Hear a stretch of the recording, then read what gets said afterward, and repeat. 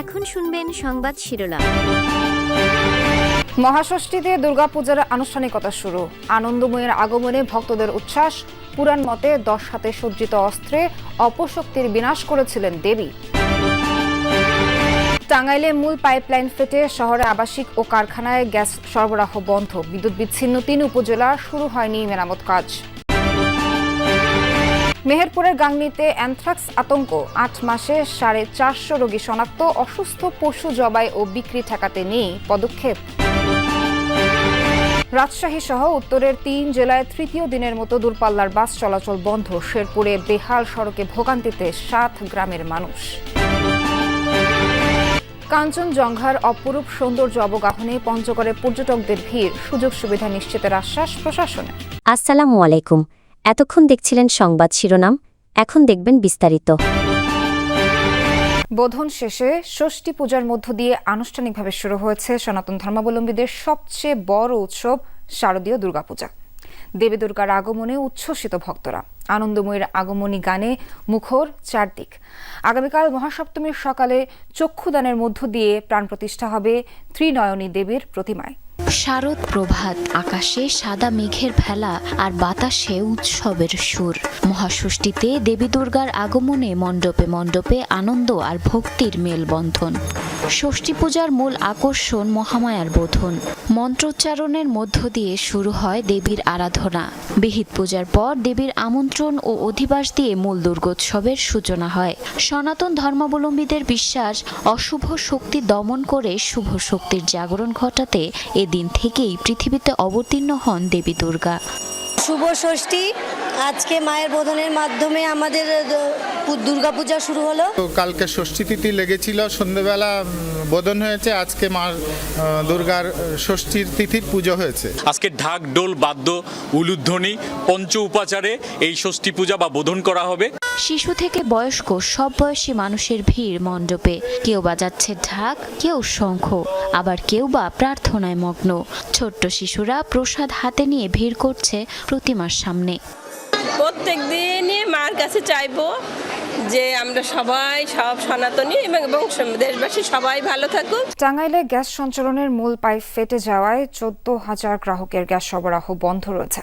রোববার সকালে সদর উপজেলার শিবপুর এলাকায় ঘটনা ঘটে। টাঙ্গাইল তিতাস গ্যাস কর্তৃপক্ষ জানায়, গ্যাস সঞ্চালনের লাইনের মূল পাইপটি ফেটে যায়। এতে শহরের প্রায় 14,000 গ্রাহক ও 15টি সিএনজি স্টেশন সহ সকল কারখানায় গ্যাস সরবরাহ বন্ধ হয়ে যায়। এদিকে গ্যাস পাইপের ওপর পল্লী বিদ্যুতের খুঁটি থাকায় টাঙ্গাইল সদর, নাগরপুর ও দেলদুয়ার উপজেলার প্রায় 2 লাখ গ্রাহকের বিদ্যুৎ সরবরাহ বন্ধ। বিদ্যুৎ স্বাভাবিক করতে কাজ করছেন শ্রমিকরা। পল্লী বিদ্যুৎ সমিতির কর্মকর্তারা জানান, গ্যাস লাইনের উপর বিদ্যুৎ খুঁটি ছিল। দুর্ঘটনার পর সেটি সরানোর কাজ চলছে। গ্যাসের লাইন লিক হয়ে আমাদের খুঁটির গোড়াতে স্পার্ক করে আগুন ধরছে। আমাদের এখানে সার্কিট আছে হলো 33 কেবি লাইন। এই 33 কেবি লাইনের ঝুঁকিপূর্ণর কারণে অপসারণ করে আমরা পাশে আরেকটা নতুন খুঁটি স্থাপন করবো।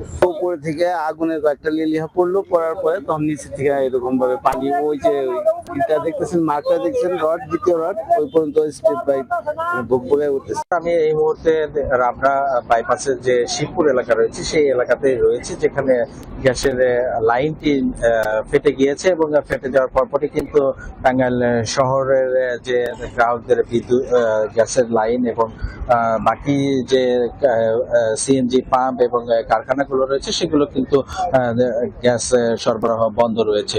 আরেকটি বিষয় জানিয়ে রাখি যে আমি টাঙ্গাইলের চন্দ্রার যিনি সহকারী প্রকৌশলী আব্দুল আলিম, তার সাথে কথা বলেছি। তিনি এখানে উপস্থিত হয়েছিলেন, গ্যাসের প্রকৌশলী। তিনি জানিয়েছেন যে টাঙ্গাইল শহরে যে গ্যাসের সরবরাহ সেটি তারা বাইপাস করে দেওয়ার চেষ্টা করছে। মেহেরপুরের গাংনীতে উদ্বেগজনক হারে বাড়ছে অ্যানথ্রাক্স রোগীর সংখ্যা।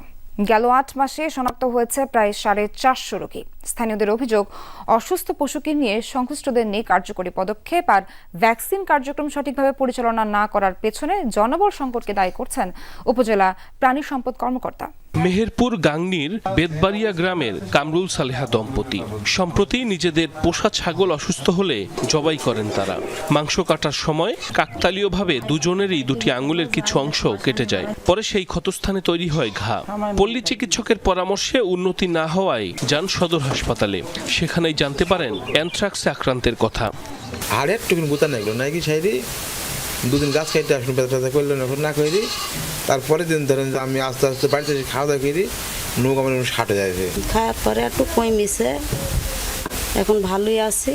কামরুল সালেহার মতো উপজেলার আরো কয়েকটি গ্রামে এই প্রাদুর্ভাবের খবর পাওয়া গেছে। রোগাক্রান্ত পশুর মাংস খাওয়া এবং এর সংস্পর্শে গিয়ে আক্রান্ত হলেও অনেকেই জানেন না এর ভয়াবহতা। স্থানীয়দের অভিযোগ, অসুস্থ পশু জবাই ও বিক্রি বন্ধে কার্যকরী পদক্ষেপ না থাকায় বাড়ছে অ্যানথ্রাক্সে আক্রান্তের সংখ্যা।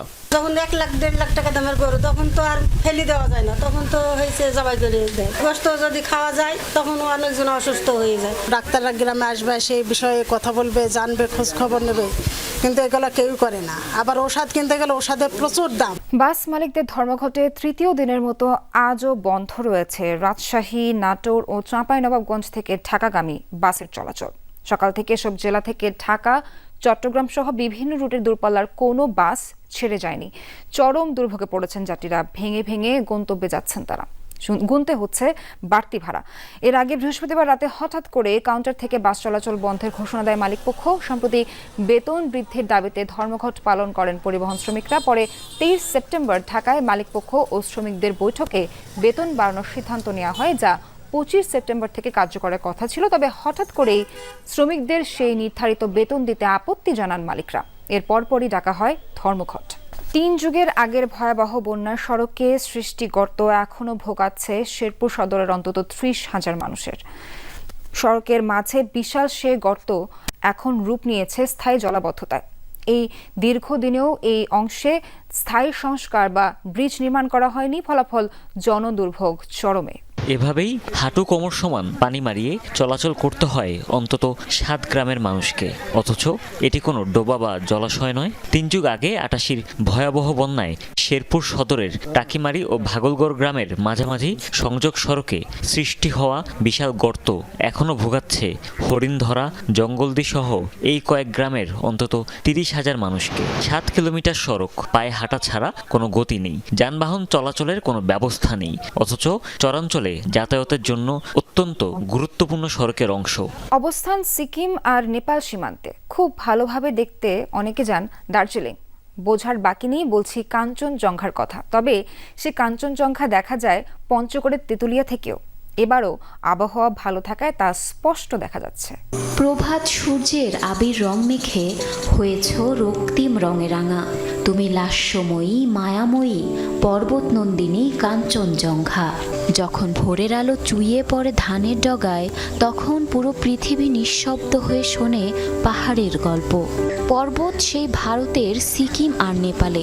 সূর্য যখন আলতো করে তার প্রথম কিরণ ফেলতে শুরু করে, তখন খুব দূরে যেন মেঘের সীমানা ছাড়িয়ে উকি দেয় তুষার শুভ্র কাঞ্চনজঙ্ঘা।